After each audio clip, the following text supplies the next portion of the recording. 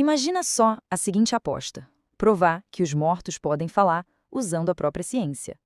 Pois é, no século XIX, essa ideia não era só ficção, não. Era um movimento de verdade. E o seu maior defensor, olha que curioso, não era nenhum místico, mas sim um dos homens mais respeitados da elite intelectual de Boston, que colocou simplesmente toda a sua reputação em jogo por causa disso.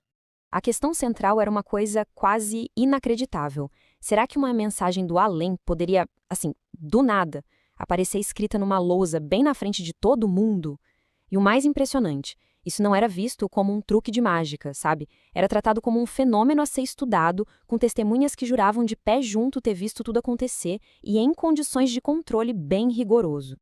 Tá, então vamos entender como é que isso supostamente funcionava. O método era chamado de escrita direta em lousa, e era, na sua essência, um verdadeiro desafio à física. Pensa bem, duas lousas comuns, limpinhas, checadas por todo mundo ali presente. Um pedacinho minúsculo de lápis era colocado entre elas. Daí, as lousas eram fechadas, amarradas ou até seguradas com toda a força pelas próprias testemunhas. E então, vinha o som. Um arranhado, vindo de dentro das lousas. Quando abriam, pronto, uma mensagem estava lá. Mas o que fez esse movimento explodir desse jeito? Bom, tudo se resumia às supostas provas, que eram tão convincentes que chegaram a abalar até mesmo alguns dos maiores pensadores da época. E é aqui que a coisa fica séria de verdade. A gente não está falando de gente ingênua. Pensa em Alfred Russel Wallace, o co-descobridor da teoria da evolução junto com Darwin, um gigante da ciência.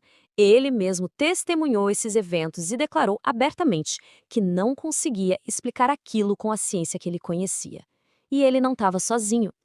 E isso nos leva direto ao nosso protagonista, a mente que decidiu não só testemunhar, mas transformar esses fenômenos numa causa. Um homem que arriscou tudo para provar que ali estava o início de uma nova ciência.